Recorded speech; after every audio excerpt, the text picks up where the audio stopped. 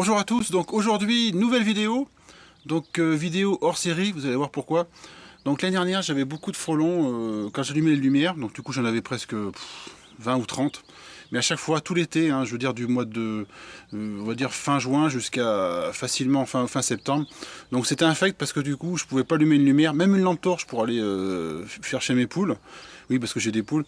Et du coup, à chaque fois, il y avait toujours un frelon qui venait et qui essayait de pas de m'attaquer parce que c'est la lumière artificielle qui les attire.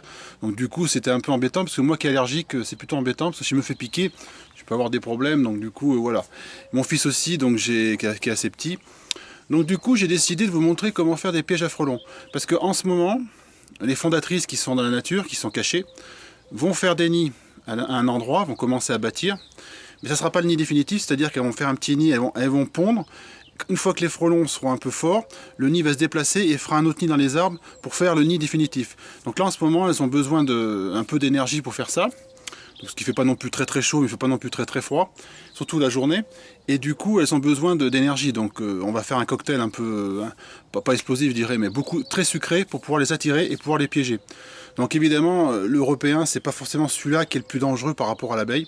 C'est plutôt le frelon asiatique. Mais bon, on va pas faire de sélection parce que je peux pas me permettre par rapport à moi et par rapport à mon fils, de faire de la sélection. Tant pis, puis surtout que l'année dernière, j'en ai eu beaucoup. Et c'est presque dangereux parce qu'on les voit pas, même en pleine nuit. J'en ai même sur ma porte, sur mes poignées de porte, en pleine nuit, je les voyais pas. Donc vous voyez. Donc c'est pour ça que j'agis maintenant. Il faut vraiment que je résolve le problème. Donc voilà, je vais vous montrer comment faire un piège à frelons. Vous allez voir, c'est très simple avec des bouteilles en plastique. Ça prend un quart d'heure et ça peut permettre aussi de limiter les nids de frelons autour de chez vous. Allez, c'est parti!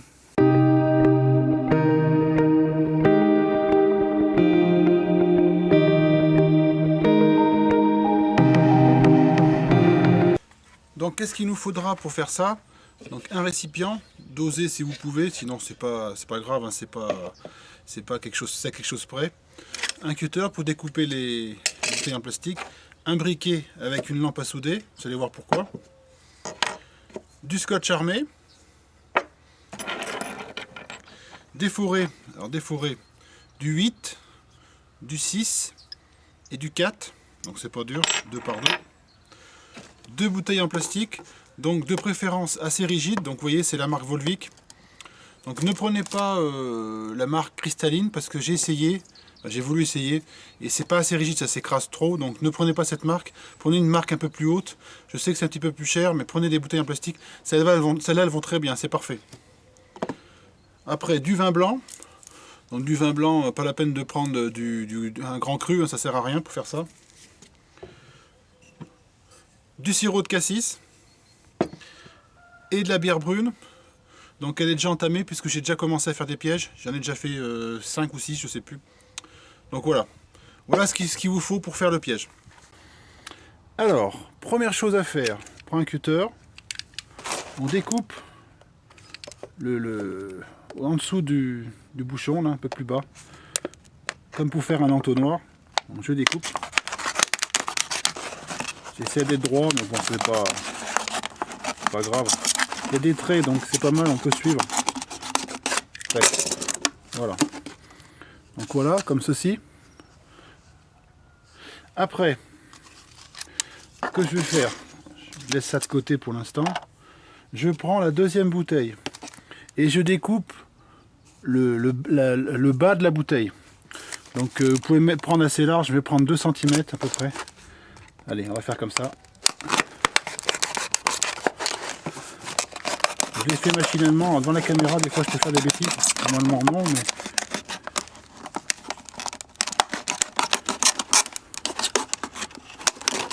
Voilà. Vous voyez, prenez à peu près comme ça. Donc là il y a environ presque 3 cm. Donc après je prends ma lampe à souder, je l'allume.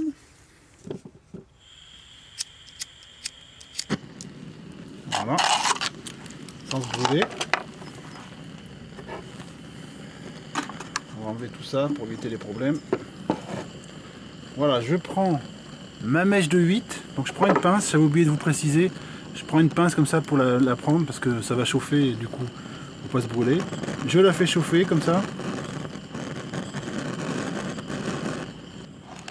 Donc une fois qu'elle est bien chaude, je la mets au milieu du bouchon. Voilà. Tac. Je fais un trou.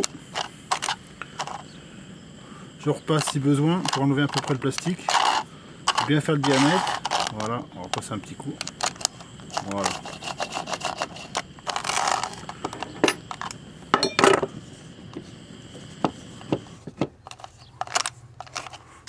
Voilà ce que ça donne.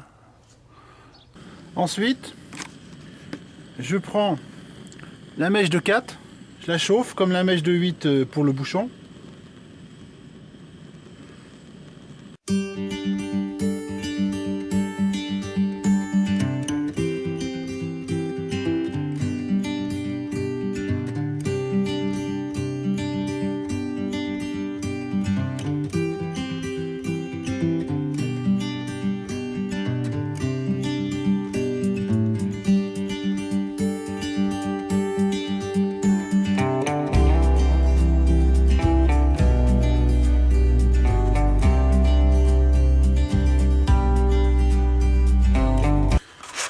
Voilà ce que ça donne.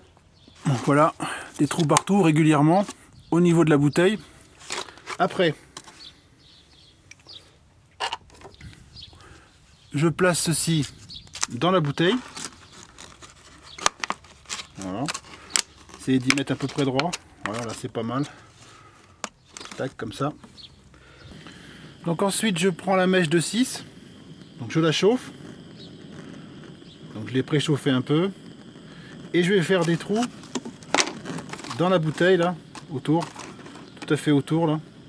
Mais je vais prendre, pourquoi je prends une mèche de 6? Parce que simplement c'est pour que les abeilles puissent sortir. Donc une abeille a un diamètre d'à peu près de 6 mm, donc elles ne resteront pas piégées. Parce que c'est pas le but en fait.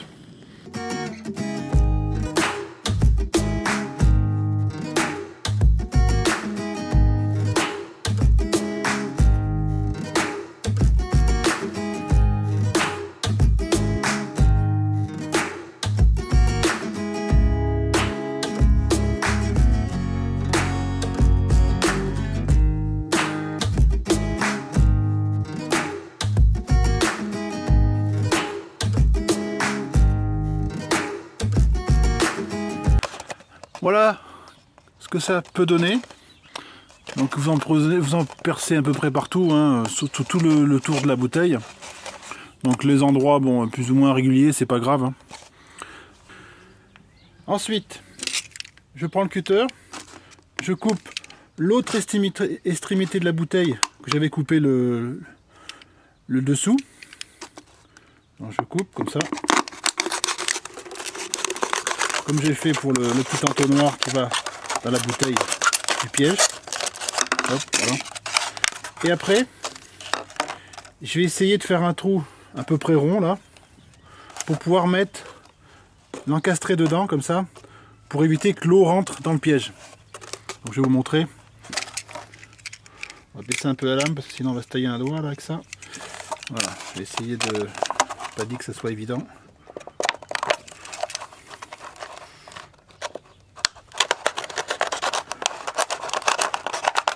Évidemment, c'est quelque chose près, hein. C'est pas de l'art déco, hein.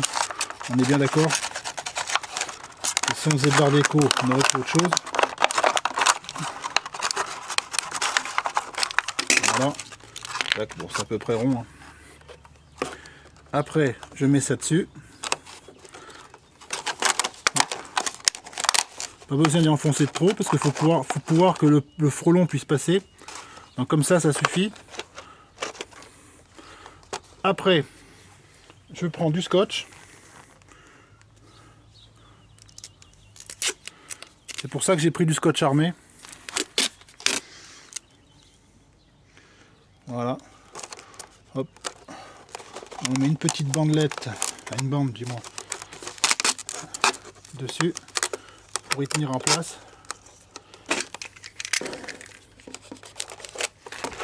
C'est pas évident.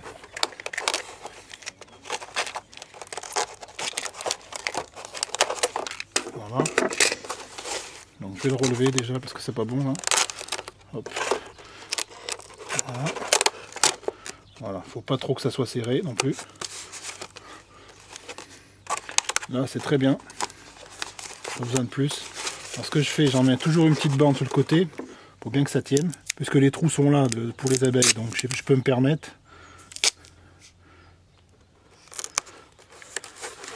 Allez, on va faire le tour.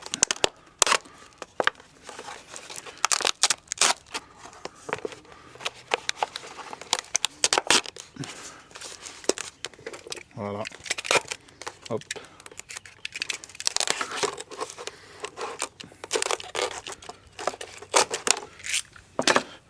Voilà. Donc ça, c'est un petit détail.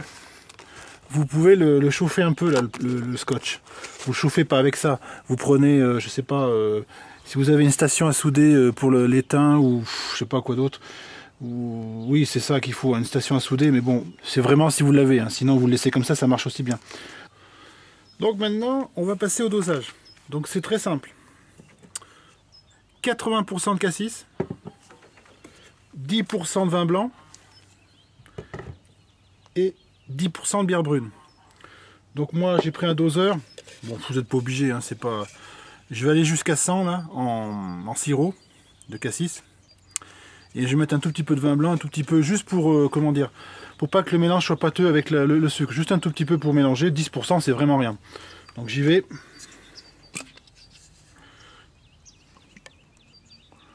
Faut être généreux.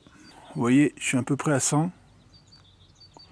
Donc après, je mets du vin blanc.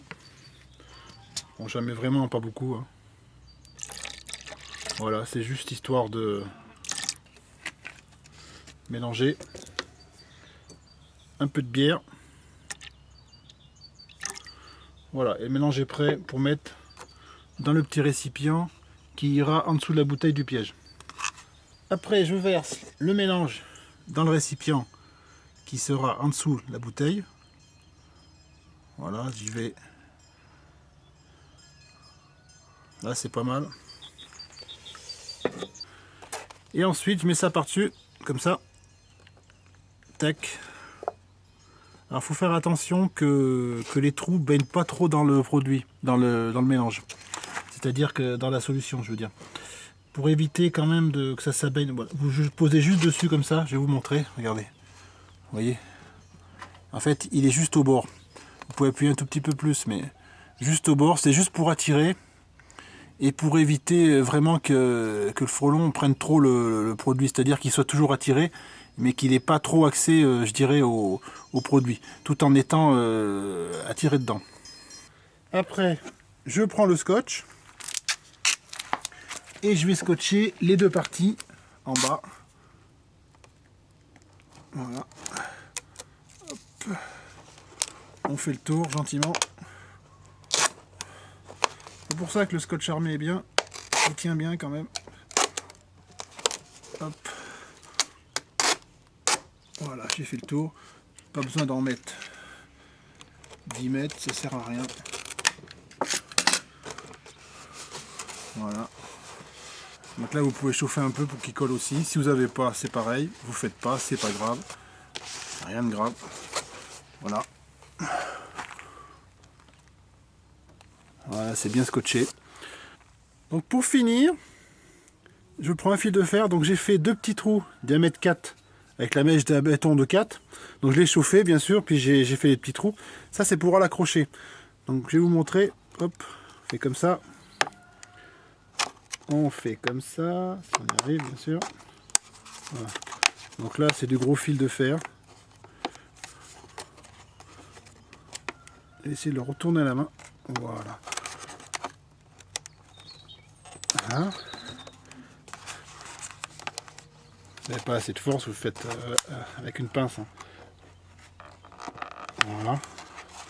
Donc un petit coup de pince au passage pour bien fermer le crochet.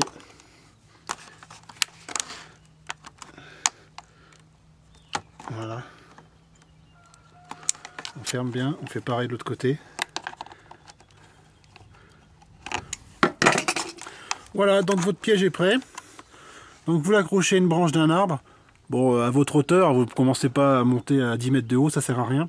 Donc à 2 mètres, 2 mètres 50, c'est bien. Vous évitez que le piège, par contre, soit en plein vent, parce que ça va le balancer, ça peut le faire tomber. Donc essayez que ça soit un peu abrité du vent. On va dire, on va dire plein est, on va dire, je sais pas trop, parce que moi c'est souvent de l'ouest que vient le vent, donc je mets mes pièges à l'inverse, à l'est, et généralement j'ai pas trop de soucis.